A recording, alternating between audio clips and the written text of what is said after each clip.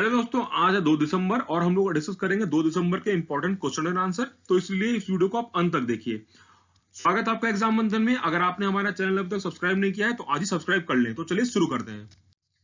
हमारा आज का फर्स्ट क्वेश्चन काफी इंपॉर्टेंट है और इंटरेस्टिंग भी है, क्योंकि अभी हाल ही में एक फिश का पता चला है जो अपनी हर्ट्स को रीजनरेट कर लेती है। तो इसका नाम बताना है। तो इसका सही आंसर है जेब्रा फिश। ये फिश काफी आजकल न्यूज में बनी हुई है। अभी क्या हुआ है कि पुणे की एक रिसर्च इंस्टीट्यूट है, इसका नाम है अगरकर रिसर्च इंस्टीट्यूट। इसने इस फिश का पता लगाया है कि ये अपनी हर्ट्स को रीजनरेट कर लेती है। इसलिए इस पे रिसर्च चल रहा है और जीन्स को आइडेंटिफाई करने की कोशिश की जा रही है। ये जो हमारी जेब्रा फिश है, ये हमें देखने में काफी आकर्षक है, अट्रैक्टिव है। इसलिए इसको हम लोग इसको एक्वेरियम में रखना पसंद करते हैं। और इसकी साइज भी छोटी होती है, मात्र 2-3 सेंटीमीटर की होती है। और ये हमारी मिलती है फ्रेश वाटर फिश है। ये मिलती है हमारी ट्रॉपिकल और सब ट्रॉपिकल रीजन्स में मिलती है। ये खास करके हमारे इंडो गैंजेटिक प्लेन्स में है। ये वहां पे काफी पॉपुलर है, इवन पैडी फिल्स में भी मिलती है। अब इसका खास बात तो आपको पता चल ही गया। ये अपनी हर्ट्स के साथ साथ कई सारे अदर ऑर्गन्स को भी रीजनरेट कर लेती है। जैसे कि हमारे हो गया ब्रेन, हो गया हर्ट, हो गया आई, हो गया स्पाइनल कॉर्ड, हो गया। इसलिए काफी इंपॉर्टेंट है हमारे एग्जाम के लिए। तो इसको आपको ध्यान में रखना है। और इसका आईयूसीएन स्टेटस क्या है? तो ये इसका स्टेटस है लीस्ट कंसर्न। तो चलिए आगे बढ़ते हैं। अभी फार्मर्स का प्रोडक्ट चल रहा है, तो इसलिए आपको एग्रीकल्चर रिलेटेड टर्म्स को बिल्कुल ध्यान में रखना है। तो एग्रीकल्चर मार्केट जो है, आपको बताना है ये हमारे 7th शेड्यूल के अंदर कौन सी एंट्री के अंदर आती है।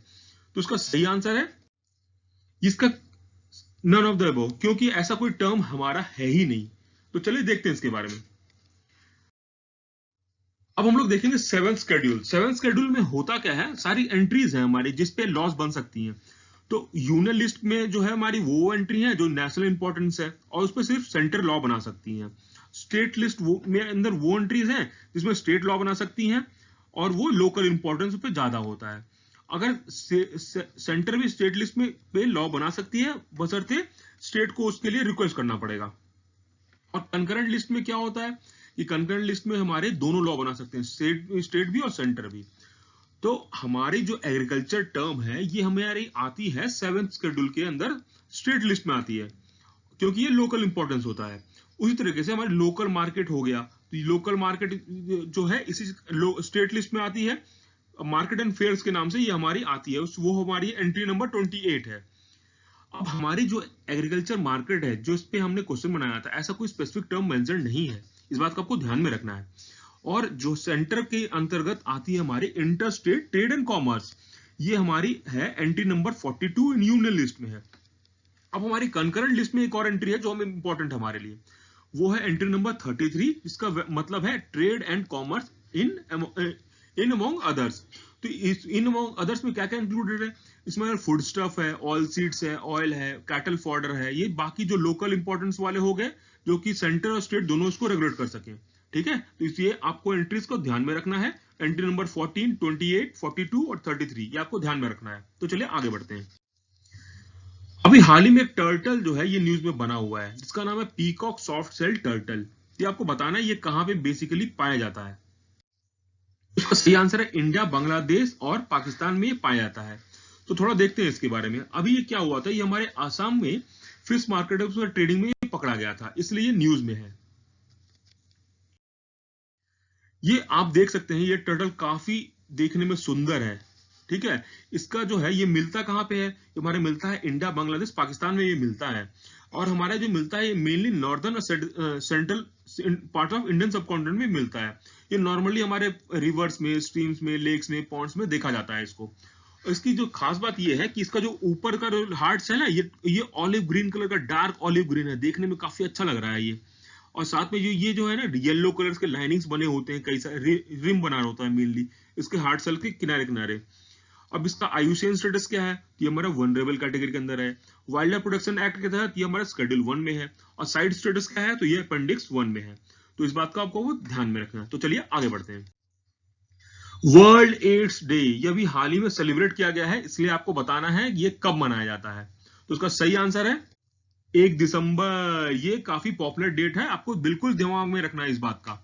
ये हमारा चालू कब किया गया था? ये हमारा चालू किया गया था 1988 में चालू किया गया था, डब्ल्यूएचओ के द्वारा चालू किया गया था। और ये जो क्या आपको पता है, ये हमारा वर्ल्ड का first ever global health day campaign था पूरे वर्ल्ड में। इस बात का भी आपको ध्यान में रखना है। अब ये होता क्या है, एड्स का फुल फॉर्म क्या होता है?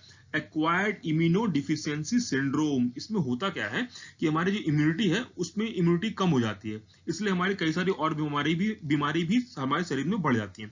ये क्या ट्रांसमिट हो सकता है? बिल्कुल ट्रांसमिट हो सकता है। ये हमारा ब्लड, सीमन, ब्रेस्ट मिल्क से हमारे ट्रांसमिट भी होता है। थोड़ा देखते हैं इसके बारे में। ये हमारा जो एड्स डे है, इसका थीम क्या था इस साल? थीम क्या था? Ending the HIV AIDS epidemic, resilience and impact, इसका थीम था। ये हमारा सेलिब्रेट होता है हर साल 1 दिसंबर को। और आपको 3-4 जो स्कीम्स हैं एड्स से रिलेटेड, वो आपको ध्यान में रखना है। जैसे 90-90-90 टारगेट जो है, ये हमारा भी एड्स से रिलेटेड है। प्रोजेक्ट सनराइज भी हमारा एड्स से रिलेटेड है। हमारा रेड रिबन भी हमारा एड्स से रिलेटेड है। तो आगे बढ़ते हैं। अभी आपको बताना है कि कौन सा जो स्टेट है वो नेपाल से बॉर्डर नहीं लगता है। तो उसका सही आंसर है हिमाचल प्रदेश। हमने कुछ दिनों पहले भी और भी कंट्रीज का डिस्कस किया था, तो इसी सीरीज में हम लोग आज नेपाल का डिस्कस कर रहे हैं। अब नेपाल का बॉर्डर हमारा लगता है उत्तराखंड से लगता है, उत्तर प्रदेश से लगता है, बिहार से लगता है, वेस्ट बंगाल से लगता है, सिक्किम से लगता है। तो आप इस बात का ध्यान में रखिए। और जो हमारा नेपाल है, इसके साथ हमारी डिस्प्यूट अभी चल रही थी। थोड़े दिन पहले नेपाल ने क्या किया, मैप में चेंज कर दिया था। तो कुछ कौन सी एरिया को वो अपना बता दिया था? वो एरिया का नाम था कालापानी, लिपू लेक और लिम्पी यदुरा। ये तीनों को उसने अपने मैप में इंक्लूड कर लिया था। अभी हाल ही में क्या हुआ है कि चाइना के डिफेंस मिनिस्टर हैं जो वहां नेपाल विजिट किए हैं, तो वो कल ही विजिट किया है उन्होंने। अब नेपाल के बारे में थोड़ा देखते हैं। नेपाल जो है हमारा एक लैंडलॉक कंट्री है, ठीक है। तो मतलब ये डिपेंडेंट रहेगा किसी और के लिए अपने एक्सपोर्ट और इंपोर्ट पे। ये लैंडलॉक्ड है हमारा चाइना और इंडिया के बीच में। और इसका कैपिटल क्या है? इसका कैपिटल है काठमांडू। इसकी करेंसी क्या है? नेपाली रूपी। और इसके प्राइम मिनिस्टर कौन है? तो केपी शर्मा ओली इसके प्राइम मिनिस्टर हैं। और आपको ये बात को तो पता होगा ही होगा कि माउंट एवरेस्ट जो है हमारे नेपाल के अंदर मौजूद है। और वर्ल्ड के जो 8 में से 10 हाईएस्ट माउंटेन्स हैं, वो नेपाल के अंदर ही है। इसलिए नेपाल को बोला जाता है सीलिंग ऑफ द वर्ल्ड, ठीक है। सीलिंग ऑफ द वर्ल्ड किसको बोला जाता है? बोला जाता है नेपाल को। और नेपाल में आपको अगर पता नहीं है तो बता देते हैं, नेपाल में इंडिपेंडेंस डे सेलिब्रेट नहीं किया जाता है, क्योंकि ये कभी कॉलोनी किसी का बना ही नहीं। ये काफी इंपॉर्टेंट फैक्ट है। नेपाल को हम लोग अमेजन ऑफ एशिया भी बोलते हैं, क्योंकि यहाँ पे बायोडाइवर्सिटी काफी ज्यादा है। और नेपाल के अंदर ही हमारे गौतम बुद्ध का जन्म हुआ था, कपिलवस्तु में, लुम्बिनी के अंदर। ये 623 बीसी में हुआ था। और इसी साइट को वर्ल्ड हेरिटेज साइट के अंदर भी इंक्लूड किया गया है। और इंडिया जो है नेपाल का लार्जेस्ट ट्रेडिंग पार्टनर है। आगे बढ़ते हैं। अभी हाल ही में एक अन्नपूर्णा स्टोरन आइडल जो था, ये इंडिया वापस आ रहा है कनाडा से। तो ये वहां से आने के बाद इस कौन सी ऑर्गेनाइजेशन के पास जाएगा, मतलब कस्टोडियन कौन बनेगा उस जो हमारी मूर्ति आएगी? तो इसका सही आंसर है आर्कियोलॉजिकल सर्वे ऑफ इंडिया।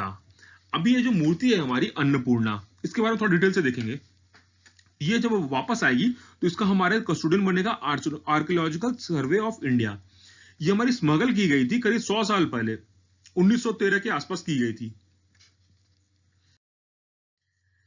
अभी हमारे प्रधानमंत्री जी ने मन की बात में इसके बारे में डिस्कस किया था कि हमारी जो मूर्ति है वो कनाडा से वापस आ रही है। वो कहां पे थी? यूनिवर्सिटी ऑफ रेगिना कनाडा के अंदर ये मौजूद थी। ये अब आपको ध्यान में रखना है कि अन्नपूर्णा कौन है। तो अन्नपूर्णा हमारी गॉडेसेस ऑफ फूड हैं। और ये इसमें है जो ये मूर्ति बनी हुई है, ये कौन से स्टाइल में बनी है? ये हमारी बनी हुई बनारस स्टाइल में बनी हुई है। तो थोड़े दिन पहले ही एक और हमारी मूर्ति वापस आई थी, जिसमें कि राम, लक्ष्मण और गॉडेसेस सीता थी। वो हमारी आई थी यूके से, ठीक है। वो हमारी कहाँ गई थी? तमिलनाडु गवर्नमेंट को दी गई थी। अब हमारे कल्चर मिनिस्टर कौन है? हमारे कल्चर मिनिस्टर है प्रहलाद पटेल। अभी हाल ही में किसी स्टेट को ऑर्गेनिक सर्टिफिकेशन दिया गया है उसके कीवीज के लिए। उस स्टेट का नाम बताना है। तो उस स्टेट का नाम है अरुणाचल प्रदेश। अरुणाचल प्रदेश को अभी हाल ही में फर्स्ट सर्टिफिकेशन मिला है, ऑर्गेनिक सर्टिफिकेशन मिला है उसके कीवीज के लिए। किसके तहत मिला है? ये मिला है mission organic value chain development for north east region. ये स्कीम है हमारी ministry of agriculture and farmers welfare के तहत ये स्कीम है। और देखते हैं इसके बारे में। ये जो कीवी है हमारी जीरो वैली में इसको उगाया जाता है। अब जीरो वैली कहाँ पड़ता है? ये पड़ता है हमारे लोअर लोअर सुबनसिरी में। तो आपके लिए दो तीन इंपॉर्टेंट फैक्ट्स हो गए। ये कीवी कहाँ का है? ये हमारा अरुणाचल प्रदेश का है। कौन सी वैली पड़ती है अरुणाचल प्रदेश में? जीरो वैली पड़ती है। और डिस्ट्रिक्ट कौन सा हुआ? लोअर सुबनसिरी इसका इसका डिस्ट्रिक्ट हुआ। ये हमारा अभी तक का ओनली सर्टिफाइड ऑर्गेनिक फूड है जिसको कि ऐसा सर्टिफिकेशन मिला है पूरे इंडिया में। अब बात होती है सर्टिफाई हुआ, तो सर्टिफाई कौन किया है? ये सर्टिफाई किया गया है हमारे अपेडा द्वारा। अपेडा का फुल फॉर्म क्या है? Agricultural and processed food products export development authority. ठीक है। तो अभी ये ऑर्गेनिक क्यों है? ऑर्गेनिक इसलिए है क्योंकि इसके अंदर कोई केमिकल और पेस्टिसाइड का इस्तेमाल नहीं होता है। अब हमारा कीवीज का लार्जेस्ट प्रोड्यूसर कौन है वर्ल्ड में? तो वो है चाइना। अब भाग्य लक्ष्मी टेम्पल, ये भी न्यूज में था अभी। आपको बताना है कौन से स्टेट में ये लोकेटेड है? तो इसका सही आंसर है तेलंगाना। अभी हमारे हाल ही में जो हमारे होम मिनिस्टर थे यहाँ पे गए थे, और तो उन्होंने इस टेंपल पे भी विजिट किया था। ये हमारे हैदराबाद के अंदर है। तो हमारे जो यूपी के चीफ मिनिस्टर हैं उन्होंने बोला था कि हैदराबाद का नाम बदल करके भाग्यनगर कर दिया जाएगा। तो हमारा भाग्यनगर जो है ये करने की वो बात कर रहे थे। तो भाग्य लक्ष्मी टेम्पल हमारी क्या है, किसके लिए है? तो हमारी लक्ष्मी जी की पूजा होती है यहाँ पे, उनकी मूर्ति है यहाँ पे। ठीक है। तो अब हमारा हैदराबाद जो कहा जाता है कि इसका नाम पहले भाग्यनगर था, और इसको जो है नाम बदल करके हैदराबाद किया गया मोहम्मद कुली कुतुब शाह के द्वारा, ये कहा जाता है। अब अरुणोदय स्कीम जो है किस स्टेट से रिलेटेड है? तो इसका सही आंसर है ये हमारा असम से रिलेटेड है। ये असम जो है, असम ने एक अरुणोदय स्कीम को चालू किया है। थोड़ा देखते हैं इसके बारे में। अभी न्यूज में क्यों है? क्योंकि ये आसाम का लार्जेस्ट डीबीटी स्कीम होगा अभी तक का। डीबीटी बोलो तो डायरेक्ट बेनिफिट ट्रांसफर। इसके अंतर्गत होगा क्या कि हमारे जो 15 से 17,000 फैमिलीज हैं उनको करीब हर कॉन्स्टिट्यूंसी में करीब 830 रुपए मिलेंगे खाना खरीदने के लिए और एसेंशियल आइटम्स खरीदने के लिए।